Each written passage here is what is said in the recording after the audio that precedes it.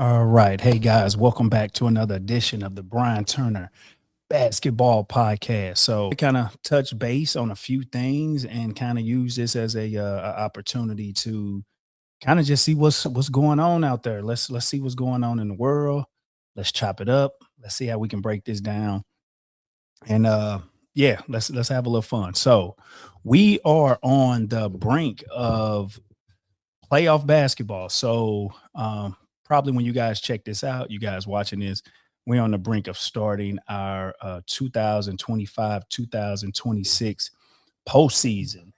And with that being said, so we want to talk about that. We want to talk about some exciting news as far as what's going on in the basketball world, what's going on in the sports world. Let's see if we can kind of connect the dots when it comes to pretty much bringing all of this together. Yeah, let's see what's going on out there. All right. So just come on a journey with me. See how we can do some deep dives into some of these stories, and let's just see what's going on out here. So right now, shout out to Austin P and the ASUN's newcomer of the year and first team All ASUN selection, Colin Parker. Shout out to Colin Parker. Great season. And for some who don't know about this kid, Colin Parker, coming out of Austin P, I believe Colin was a Division II player, if I'm not mistaken. I think he was a Division II player at let's see, somewhere in Missouri. Let's kind of check him out. Um, and watching this story, and I kind of want to start with just the Austin P news because our guy Zyree Collins is participating in his freshman campaign. So yeah, Colin Parker, he was tabbed the NAIA All American, and this is something that some of you guys out here should be paying attention to. We've talked about on this podcast on numerous occasions that so many college coaches are going to be out watching guys play this year, watching guys at the circuit, AAU coming to people's schools left and right. But here's the thing that people need to pay attention to. A lot of times it's not about where you start, but it's where you finish. This kid Colin started off at Columbia College, and shout out to a good friend Tony Burks, who's been on this podcast, 2018 St. Mary's graduate. But Tony Burks was also an All-American at Columbia College in Columbia, Missouri. But as we see, Colin Parker tabbed as the NAIA All-American. And what Colin did is very interesting, guys. He was able to parlay his situation at Columbia College into a Division I scholarship. So we always hear people talk about, hey, I don't want to go to D2. I don't want to go to D3. I don't want to go to NAIA. But at the end of the day, it's about giving your parents a little relief because when we started, at least this is from my opinion, when I started playing basketball, it was all about, can you be good enough, well skilled enough to get a scholarship to where you didn't have to pay for school. And that was the notion that a lot of parents, a lot of coaches always instilled in a lot of the younger players was give your parents an opportunity to get some relief and not have them stress over whether or not they're going to be able to afford college for you for the next 4 or 5 years. And so the notion has always been be good enough to get a scholarship no matter where that scholarship is at. Let basketball pay for your school. Let basketball help you propel to the next stage of your life without having a whole lot of debt, without taking out a whole bunch of loans and grants and a whole bunch of unnecessary stuff. If you can play ball, man, it's somewhere out here. It's somewhere out here where a coach is going to take a chance on you. Now, what do you do with that chance? You have to be able to continue to work and continue to use that opportunity to maybe someday level up. And in the terms of someone like a Colin Parker, we see that he was able to level up from a division, NAIA division to a Division I to where he's first team. Let's go back to it. He is considered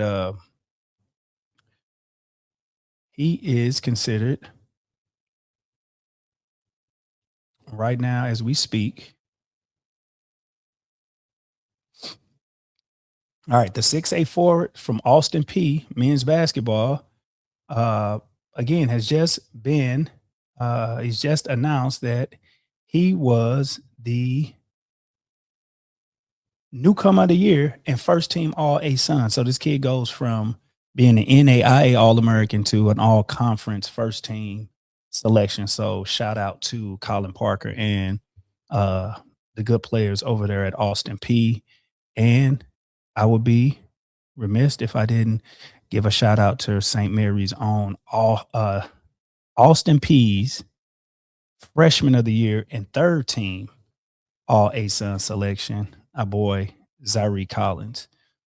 And Zyree, man, so proud of you, man. So proud of being able to coach you for the last 4 years, man, and getting you to an opportunity to where you can kind of showcase your skills on a big stage. I mean, everybody knew coming out that by far you was probably one of the best players in the state of Missouri, probably one of the best players in the country, in my opinion. But it goes back to what we talked about as far as, man, a lot of these colleges are not giving out scholarships to senior high school players. And they want you to go to a school, whether if it's a small school, big school, and just earn your keep. Show folks that you can play at their level, play at a high level, and then you're going to get an opportunity, if you do what you're supposed to do, keep your nose clean, to be able to level up and maybe go to another school. But we see someone like Colin Parker be able to level up and go from Missouri Columbia College to a Division I in Austin P.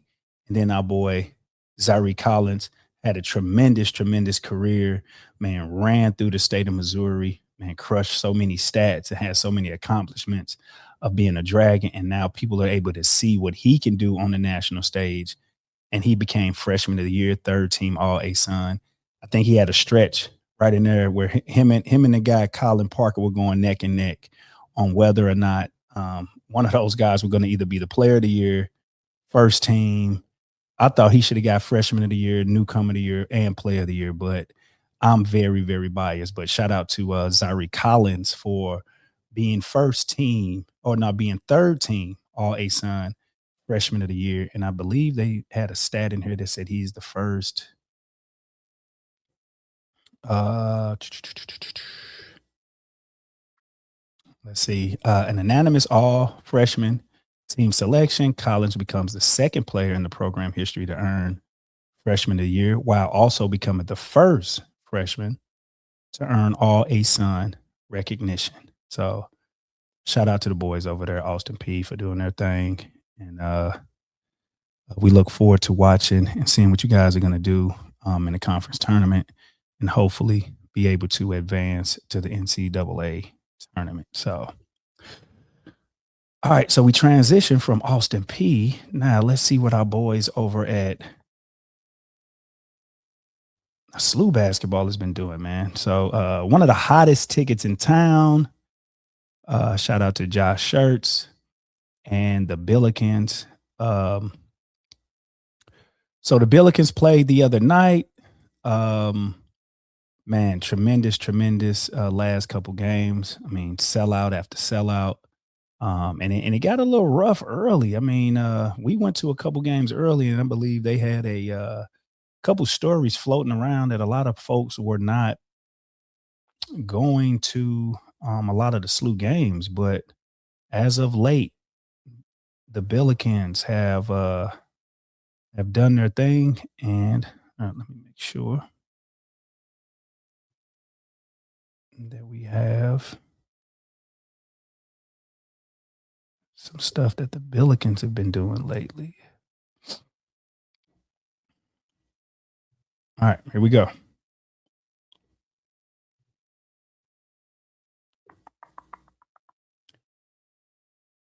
All right, so beat Duquesne 91-76.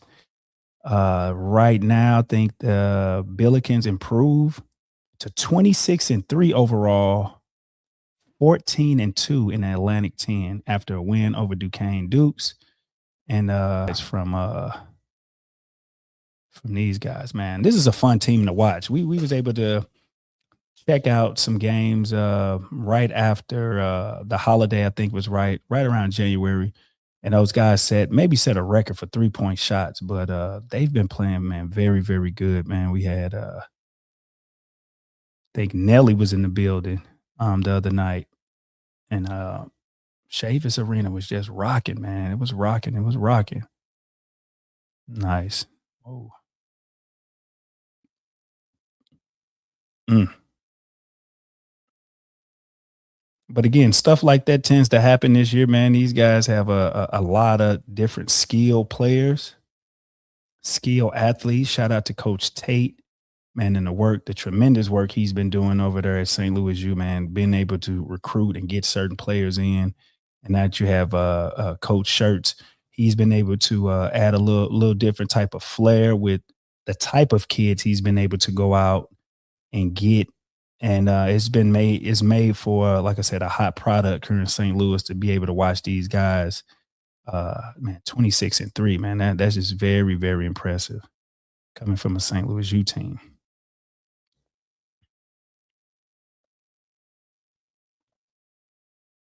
Mm.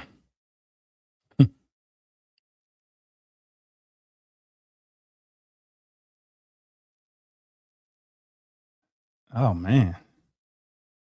And they're gonna keep giving them that from out there.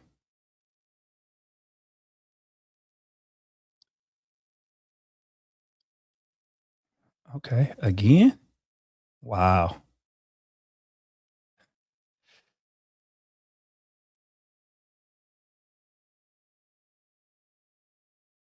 Nice. So again, so shout out to SLU, man. SLU's been doing their thing, man. It's been nice to be able to watch SLU play this year. So yeah, shout out to them. We wish those guys the best of luck in the conference tournament and moving down. Hopefully being able to compete at a high level, get into the NCAA tournament and turn some heads. I think it's going to be a crazy, crazy March if the boys are able to get into the NCAA tournament and have some fun around St. Louis. All right. If you haven't by now, let's make sure you please go over and you like and you subscribe to this channel. Okay. I don't ask a whole lot of guys for a whole bunch of nothing. I don't come on here begging for this and cash app that to do this. But all I ask you guys to do, if you can, if you're watching this video and you feel like you got some type of value out of it, just hit the like button. All right. Even if you dislike it, hitting the like button, hitting the dislike button just kind of helps move this video up a lot of folks' recommendations. And like I said, we're in a situation where first week of March, we're trying to talk about all of the different sports things. And I want to make sure that that folks are being able to see this video. Okay. So after you go over and you like and you subscribe to the channel, again, we have, man, tons of things going on this summer, this spring. Man, Team SeatGeek, use promo code Coach Turner for $20 off your first purchase. I've been able to catch a lot of shows. You know, I'm a WWE, I'm a wrestling guy, and I'm gonna get back into my wrestling bag, man. You got WrestleMania coming up. You just had Elimination Chamber. We have NXT Takeover coming next month, right on the brink of WrestleMania season. So this is a fun time to get out, see some events, go over to SeatGeek, use the promo code Coach Turner for $20 off your first purchase, and that's on me. All right. So what else do we have? What else do we have going on real quick? So Penny had better defense than both of them. Yes. Uncle Dad, let me ask you this: Yes. Is Grant Hill and Penny Hardaway? You put them over LeBron?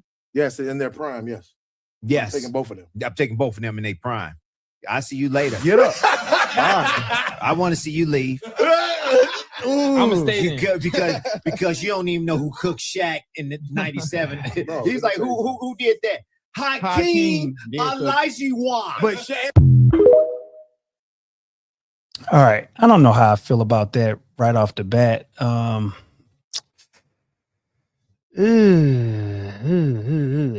right. Just a couple things. All right. Just watching that clip, man, I didn't even recognize Lindsey Hunter.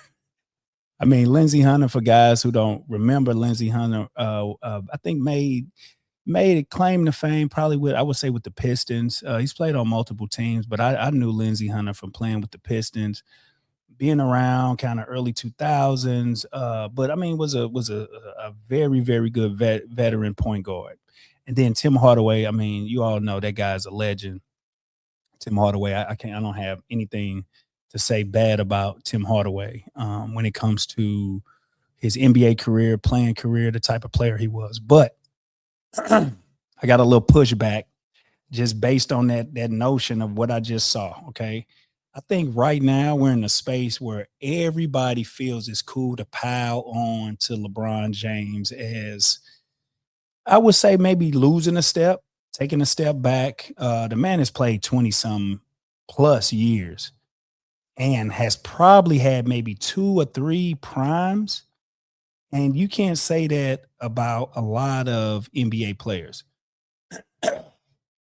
Now, what I will say, when these guys get on these podcasts and some of the hosts ask questions, a lot of folks are just right in the in the moment when they answer a lot of these questions. There is no way that I'm going, because again, I'm a child of the 90s, 80s baby, grew up in the 90s. So yes, I remember Penny Hardaway. Yes, I remember Grant Hill. I did Penny Hardaway and Grant Hill reactions on this channel. Okay. Grant Hill was one of my favorite players growing up. Tried to emulate all of his moves, all of the things that he did from his playing career, even as far as how he moved on and off the court, man. Just all overall great guy. Penny Hardaway, same with Penny. Man, fell in love with the type of player Penny was because growing up, everybody talked about Penny was the next coming of Magic Johnson, a 6'8", 6'7", 6'9" point guard who can do it all, shoot, defend, dunk, pass, had it all, okay? And this was during the time where everybody was looking for the next Michael Jordan. So we get a Penny Hardaway that comes on the scene.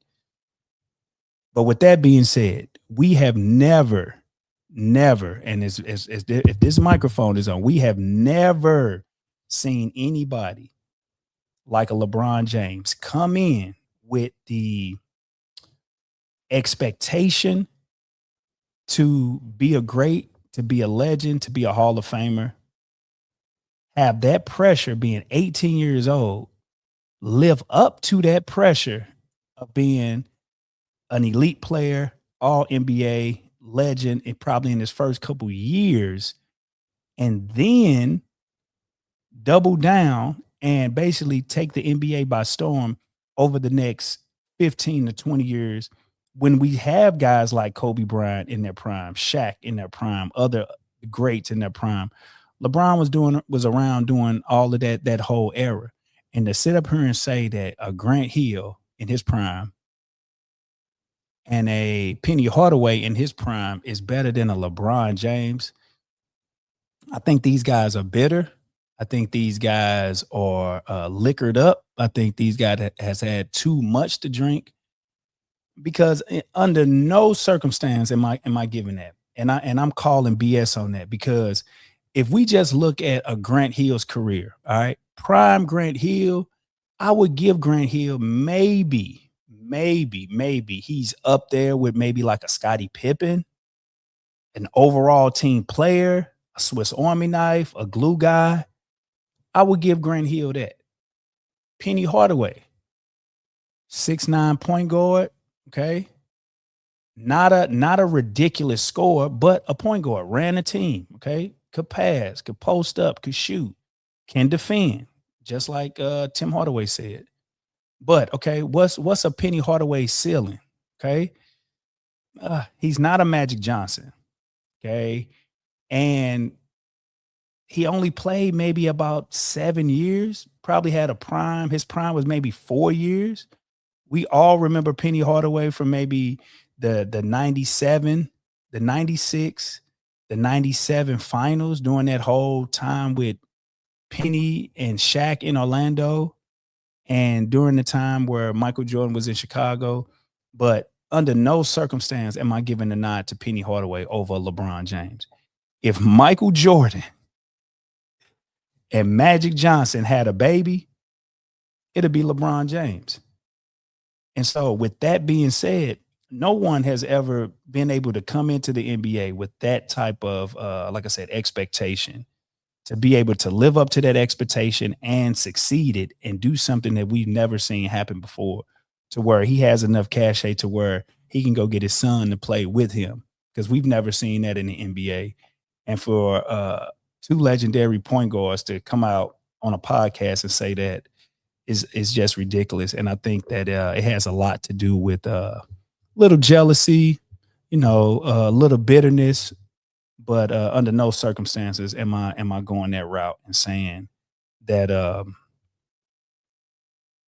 that LeBron James is or Penny Hardaway and Grant Hill is better than LeBron James. All right. But moving on, I want to, what is you guys hot take on this? Because I'm kind of in the same vein with this one. One podcast that I've been kind of paying attention to that I like a lot, that I think you guys should probably check out and maybe pay attention and watch, if you like business, if you like the business of sports, if you want to kind of stay on the cutting edge of things, is Max Kellerman and Rich Paul. All right.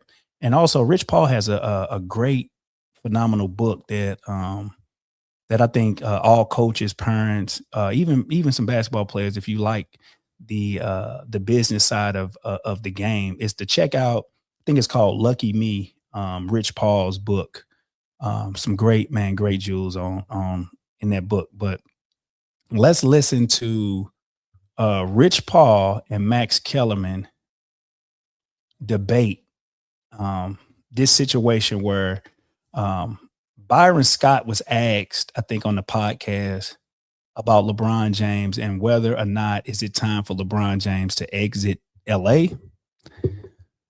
And the notion of Byron Scott basically saying, yeah, I think it's time for LeBron to leave because of a comment that says something about that it was harder to play now than it was in the 80s. And a lot of people didn't like the comment that he made. But let's listen to this. Let's see what do you guys thought on this. But let's hear these guys out. Today we played 94 feet. They play 60 feet today because everything is predicated on shooting threes. You're not going up and down like we did. As far as physicality, it's not even close. I just thought it was laughable coming from one of the greatest to ever play the game. He's responding to LeBron James saying that the game has changed. Your thoughts, Rich Paul? On the eras? I mean, I think everybody's going to be biased to the eras that they played in. I know what it looks like. I can't tell you what it was like because I never played, in an NBA game. But I think coming from someone who has actually played and has played in multiple eras, I don't know about the word laughable. You could. There's a way where you could disagree with somebody without it coming off as what I would say would be offensive. Disrespectful? Yeah, disrespectful. Yeah, exactly. Disrespectful. There's a way that you can say things without it coming off as disrespectful. And actually, that's going to lead me into my get rich quick. Respect, in my opinion, is one of those foundational pillars. And I think respect is something that you should lead with as a human. Every human should lead with respect. And especially when someone has earned that either through their productivity or their character. With that being said, and I think for me, I was always taught to respect my elders, to respect everyone, but definitely to respect my elders. But then, some days I sit there and I think, and I see things and I'm like, but what about when your elders do things or say things that actually warrants disrespect? And it's been a lot of that going on, but then that's a very slippery slope, because when you get to the position that we are, Max, you're in, I'm in, we've got here, we work very hard to get there, and others have too. You got to be very careful, because you get to a point to where you can say things or do things that knock you off your square. And also in that case, if you're knocked off your square, then that means you've been tricked out of your spot. And if you're tricked out of your spot, what happens is you can say or do something that looks or feels good in the moment, but looks foolish and probably is foolish and lives foolishly forever, you know. And so I think, in other for words, me, one of the best arguments for being So just real quick, I think it's twofold, really kind of like with the last comment that I made about Tim Hardaway and Lindsey Hunter kind of going at LeBron. And obviously you see it's kind of like it's becoming a thing now. Everybody wants to kind of pile on LeBron right now. But some interesting things that I want to kind of take away from what I just heard Rich Paul say. And if you guys get a chance to go read his book, listen to his book from the audio version, these are the type of nuggets and these are the type of rationale comments that he makes when is not filled with a whole lot of emotion. Now, everybody knows that this is LeBron's guy. That, you know, if you hear the story of how they met, it's a sense of loyalty that comes with Rich Paul and LeBron James. But one thing that he pointed out that we just got through seeing on the last clip was when the elders come in and try to discredit some of the things that this man has done, it comes off as being foolish, laughable, because he just pointed out that you should lead with respect. And now everyone knows that LeBron, when he came into the league, all he did was give respect to all of the elders, all of the OGs in the game. He mentioned about how he grew up. I mean, he wore the number 23, paying homage to Michael Jordan. Wanted to be a billionaire like a Magic Johnson. So he's patterned his life after those two guys. And now we're in a situation where he's on the decline and everybody wants to try to like move him out of the way, push him out of the way. Hey, man, get out of here. We're tired of seeing you. And things like this are coming up to where people are criticizing just the small things that this man is saying now. Byron Scott, love you to death, man. One of the great Lakers. You know, you had one of the most, man, silky, nice jump shots that everybody on the playground wanted to shoot and pop their wrist like a Byron Scott. And he, you know, he came back and he was the Lakers coach and he, you know, he had a run in Indiana. And so people remember all of this, but stop it. Just stop it. This man has played in eras. And Rich Paul kind of just put that in there where 20 years, he's played in so many different eras. He played in you guys' era. Some of you guys were probably still playing when he came into the league, and he's still playing right now. So to criticize this man for whatever reason, based on a comment that he made, and he could back it up.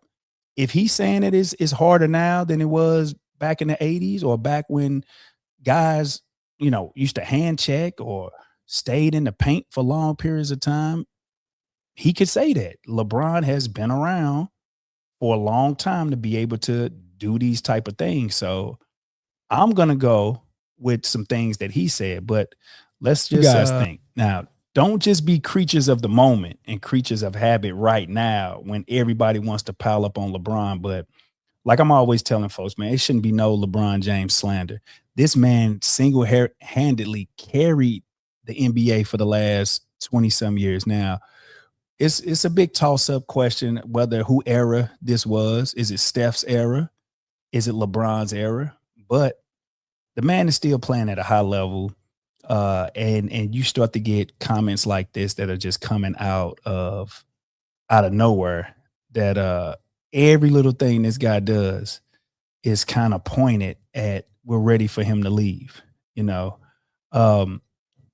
And again, it's not a coincidence that everybody wants, you know, the Luka Doncic and JJ Redick show to be in LA, and rightfully so. I mean, some new blood, some fresh blood.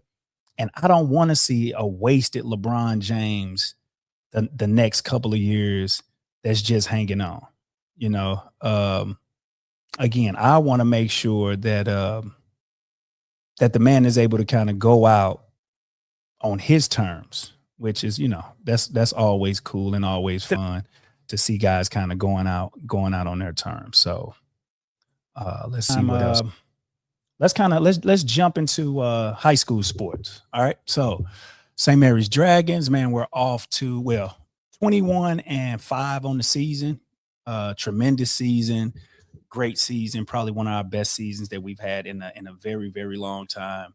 But happy, energized.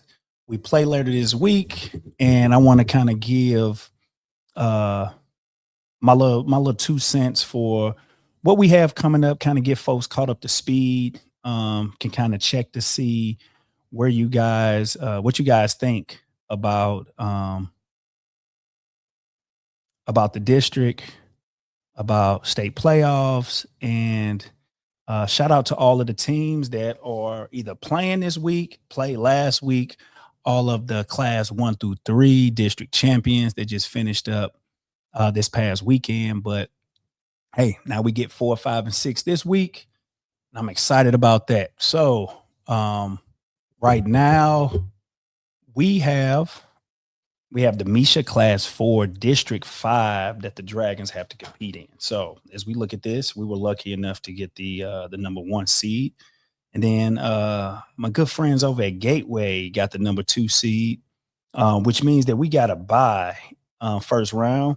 So Confluence and Roosevelt will play Tuesday night, I believe at 5 o'clock. And the winner between Roosevelt and Confluence gets St. Mary's. And then we have Live for Life against Biomed and Central Visual and Performing Arts. They play right after Confluence and Roosevelt. And then they get the winners of Gateway. All right. So just a little history in this right here. I used to coach at Gateway. All right. Had a real good team back in 2012, 2013. But we were kind of in this district, kind of sort of class 4 district. I think at the time we were class 4 district 2. And that's a whole nother story within itself on how these districts move around and all of these different classes go up and go down and you move from here and over there. And so it's no real consistency when it comes to planning and prepping for what the route would look like. You know, some years we put a lot of class 5 teams on our schedule. All right. Starting off, and we end up in class 4, which is good because we played a lot of bigger schools and I have no problem with that. But by us being independent and we're not in a conference, it's very, very hard for us to get the benefit of the doubt when it comes to, you know, a lot of these schools have conference games. So you play a home and an away, and you look up and you've played almost 14 games with the teams in your conference. But you're able to kind of get a clear vision of where you are, some like opponents, the direction that you can kind of go when in terms of your playoff run. So we haven't been able to do that for the last couple of years because for folks that don't know, St. Mary's is a very, very small Catholic school. I think a lot of times people think that, you know, because of our athletics that we just, you know, we're a huge, big school, but we have probably like around 200 kids, all boys. And the state of Missouri constantly puts us in districts or classes with schools with, you know, 900, 1,000 kids. So one thing that we have to constantly just battle through is just this up and down of not really knowing how the state wants to put us, play us. They want to say private versus public, but not really.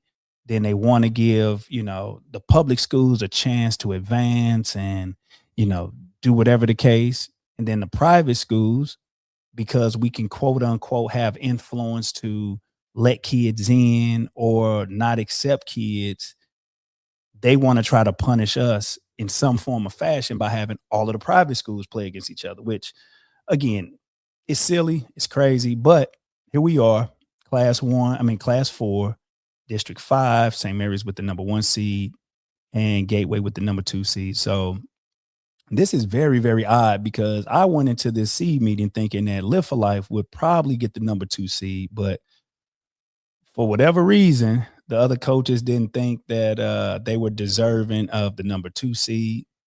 So they dropped to number 3. So obviously out of this district, I think that we can possibly, if we take care of business and do the things that I know that we can do, we should probably have a real good path to the championship. And honestly, I think that we can possibly get it done. So I'm gonna keep my fingers crossed and just hope everything kind of lines up, and we can kind of just, do our thing and play our part. So I'm picking St. Mary's in this district. Okay, coming out. Now we also have. Let me see, what is this? So this is District 4, Class 4, District 4. So you got Clayton at the number 1 seed, Borgia at the number 2 seed. All right, we play both of these teams. Lucky enough to come out victorious on both sides with Borgia and Clayton. But Priory and Afton have the 4 and the 5 seed, so the winners get Clayton. Maplewood, who's having a great year, Maplewood and Gateway Science, the winners will get Borgia. So it's interesting in this class in this district, it's kind of hard for me to pick a team. I think Clayton is a very, very underrated, skillful team. They have a kid, man, he lit us up for almost like 50 some points. So they have a kid that can score a lot of points, but also Borgia has a kid that can score a lot of points. So keep an eye on this district. This is going to be a real good district to pay attention to, because I think whoever is going to win this district is going to have a real good chance to advance to the state Final Four. All right, so we got Clayton, we got Borgia, Priory, Afton, Maplewood, Gateway Science in this district right here. Okay. All right, let's look at this District 2. All right, District 2. So again, like I said in previous times, man, this would be our district that, St. Mary's would probably be involved in. Again, I can't say why they didn't put us in this district, because more of these teams are considered South. We're considered South City, but again, we're not in the one. Check this out. So you have Priory that I guess would be considered West County out there off Highway 40 and Mason Road. We got Afton, that's South. Okay. Clayton, that's like Midtown Clayton area. Maplewood, kind of Midtown, Maplewood Center, right off Highway 40. So I get Maplewood and Clayton kind of being in the same vicinity. But again, the Priory, I'm not really sure how they was able to get in District 4. Afton, obviously, is a South County school. Gateway Science. Gateway Science is a South City school. Okay. Then you get Borgia, that's in Washington County.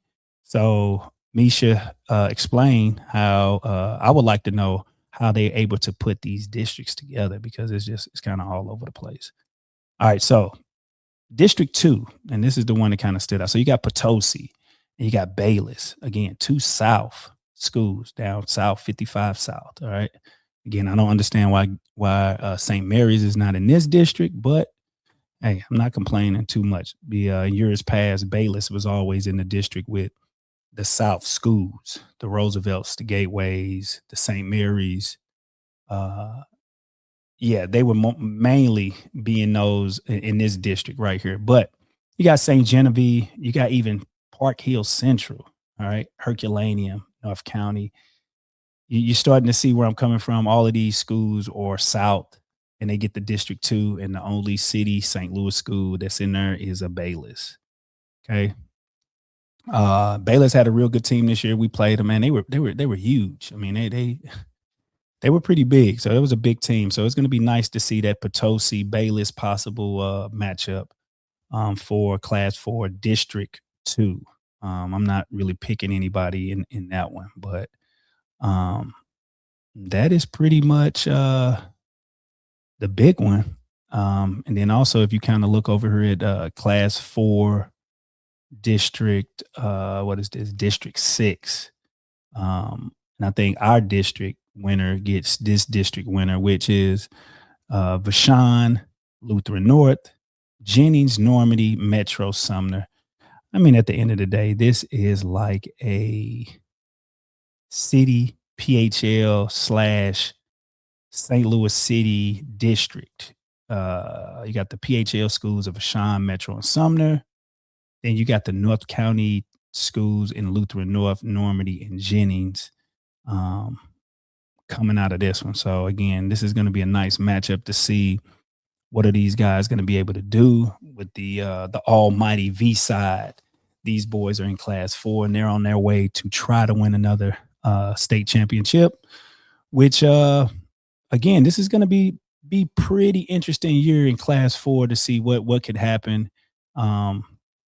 You know, can this be a situation where we get some folks upset? You know, will St. Mary's be upset? Will Vashon be upset? Will Clayton and Borgia be upset? So it's a lot of different things that we can throw up against the wall to see what happens. But at the end of the day, you know, you got to play the game, and you can't run, and you can't, you know, politic and gesture and do all of those things, man. At the end of the day, you got to get your kids ready to play the game. All right. You throw that ball up, you play, and whatever happens, happens. You know, I just feel like, man, we're in a position where we've been down for so long as far as not being able to win a district, not being able to have everything kind of aligned for us. But I think our boys have been working hard this year.